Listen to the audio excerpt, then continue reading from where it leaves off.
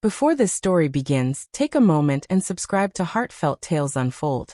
Because some stories are not meant to be shouted. They are meant to be whispered, confessed, and carried in silence for years. This is one of those stories. They say some moments don't destroy your life loudly. They don't arrive with shouting, broken doors, or sudden goodbyes. No. Some moments ruin you quietly. So quietly that you don't even realize your life has split in two until you're already standing on the wrong side of it. It's been 2 years. 2 years since everything I believed about myself collapsed under the weight of a single question. 2 years since my nephew looked at me and asked, "Auntie, would you say yes if I told you what I really wanted?" I still hear those words. Not like a memory, but like an echo that never stopped bouncing inside my chest. And every night, I ask myself the same thing. How did I get there? How did one fragile moment undo the woman I thought I was? I wasn't searching for danger. I wasn't craving excitement. I wasn't hunting for affection in the wrong places. I had a husband, a home, a life that looked complete from the outside. If you had passed us on the street, you would have thought I was lucky. But loneliness doesn't knock on your door. It doesn't announce itself. Loneliness seeps in. Through the quiet dinners. Through the polite smiles. Through the silence that stretches too long between two people who used to know each other's souls. Loneliness feels like sitting across from someone who no longer looks at you. Like sleeping beside a body that feels miles away. Like waking up every morning unseen. Daniel and I weren't always strangers. There was a time, a real time, when his touch meant safety, when his voice could calm me, when love lived in small gestures. But years passed. Work became his language. Silence became ours. We stopped fighting because fighting meant caring. And one day, without realizing it, I became invisible inside my own marriage. And then Ethan came. My sister's son. 19 years old. Grieving. Lost. Cancer took his mother fast. Cruelly. She was his entire world. So when he arrived at our door with a single suitcase and eyes far too old for his age, there was never a question. Of course we took him in. That's what family does. I remember that first night vividly. Rain pouring. His shoulders shaking as he tried to stand tall. Trying to be strong in a world that had just taken everything from him. I wrapped him in a towel. Made him tea. Sat with him until his breathing slowed. And in that moment, something shifted. I saw him. Not just as my sister's child, but as a human being shattered by loss. And for the first time in years, at first nothing was wrong. I need you to understand that. It was small, harmless. He'd thank me for dinner, ask how my day went, sit with me in the kitchen while I cooked. He talked about his classes, about missing his mom, about the emptiness he carried everywhere. And I listened, really listened. The way no one had listened to me in years. There were no plans, no intentions, just two lonely people filling the quiet. But loneliness is dangerous. Because when you've been starving for warmth, even crumbs feel like a feast. Someone saw me too. Slowly, the air in the house shifted. Conversations lingered longer than they should have. Glances held just a second too long. Silences grew heavier. I started noticing things I shouldn't have noticed. The way he looked at me when he spoke. The way my heart reacted when he entered a room. The way his presence felt grounding. It terrified me. But it also woke something inside me that had been asleep for too long. Daniel didn't notice. Or maybe he did and chose not to see. He was rarely home. And when he was, he lived behind screens and schedules. Ethan noticed. One evening, as I set the table, he smiled and said, "Auntie, you always make things beautiful. I don't think anyone tells you that enough." And something inside me cracked. Not because of the words, but because someone finally saw me that I told myself it was nothing. That I was just being kind.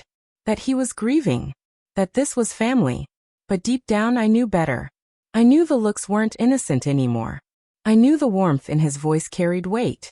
I knew we were building something neither of us dared name. And the worst part? I didn't want it to stop. Because after years of feeling invisible, I felt alive. And that scared me more than anything else. That it was a rainy Saturday. The kind that makes the house feel smaller. Daniel was home, but locked away in his study. I cooked, like I always did. Cooking was my ritual. My way of pretending warmth still lived here. And then Ethan appeared in the doorway. Hair damp. T-shirt clinging slightly. Eyes watching me move around the kitchen. "You make this place feel like home," he said. Daniel hadn't said anything like that to me in years. Our hands brushed. Once. Then again.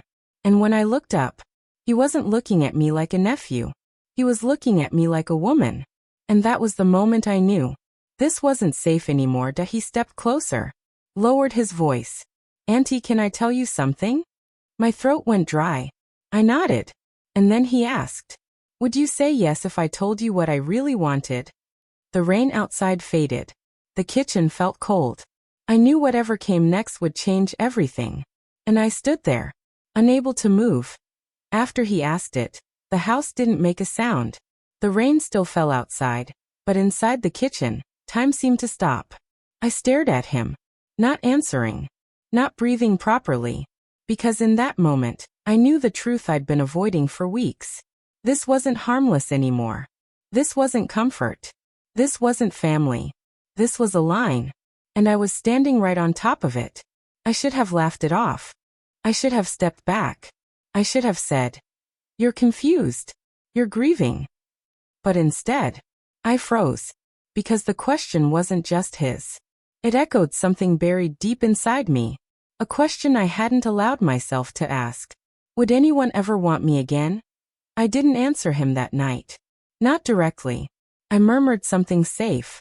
Something vague. "Ethan, you're hurting. You don't know what you mean." And maybe part of him didn't.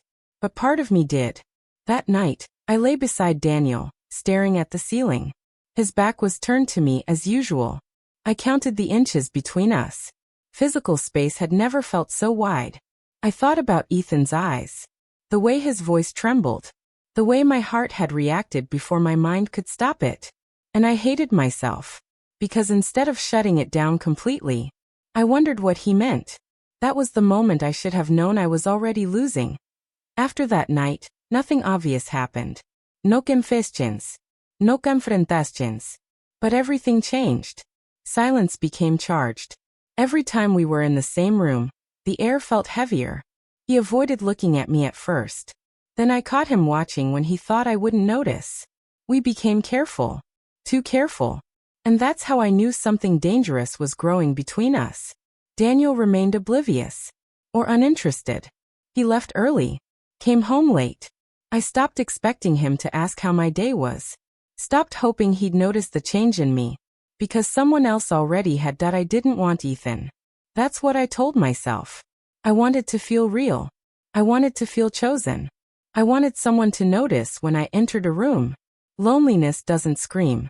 It whispers. It tells you you deserve warmth. That you've waited long enough. That you're only human. And when Ethan smiled at me now, it felt different. Not innocent. But not planned either. Just inevitable. It was another evening when Daniel texted. "Working late. Don't wait up." I didn't even feel disappointed. That scared me more than anything else. Ethan hovered in the doorway of the living room. "Do you want to watch something?" he asked. I should have said no. But I nodded. We sat at opposite ends of the couch. At first, the movie was old. Emotional. Slow. The kind that sneaks up on you. A scene came on. A son grieving his mother. I felt Ethan shift beside me. Then I heard it. A quiet, broken sound. I looked over. Tears streamed down his face. Without thinking, I reached out. Pulled him into my arms. I told myself it was instinct. That this was what family does. He collapsed against me like he'd been holding himself together for too long. His shoulders shook. His breath hitched. And I held him. Too long. Too tightly. "I just want someone to hold me," he whispered. Something inside me shattered. Because I knew that feeling. I had whispered the same thing into the dark so many nights. I stroked his hair slowly. Reassuringly. Or at least, that's what I told myself. But my hand lingered. And when his head lifted, our eyes locked. The room felt smaller. The silence louder. That look passed between us. Not desire. Not love. Recognition. Two people seeing the same emptiness in each other. And neither of us pulled away. After that night, I couldn't escape it. I replayed the way he leaned into me, the way his hands had gripped my sweater, the way something unspoken had settled between us. I told myself it was grief. But grief doesn't make your heart race. Grief doesn't make you change clothes before dinner just in case. Grief doesn't make you wait for footsteps in the hallway. I started noticing time. How long until he came home? How quiet the house felt without him. And that terrified me, because I knew I was standing at the edge of something irreversible. Daniel left for another business trip. Last minute.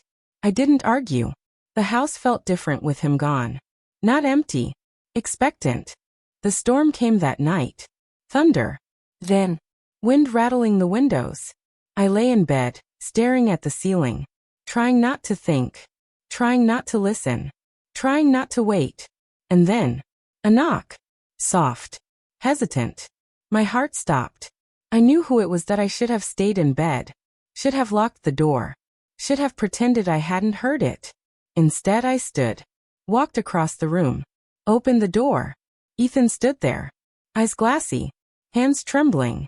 I don't want to feel alone tonight, he said. Every warning inside me screamed, but another voice whispered louder. You know this pain. I stepped aside, just enough that he asked me to hold him. That's all. I nodded, opened my arms, and when he leaned into me, something broke completely.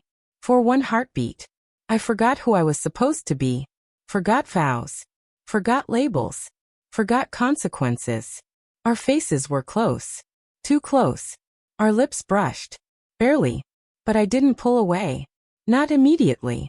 And that pause was everything, because sometimes it only takes a heartbeat to destroy the life you were trying so hard to protect.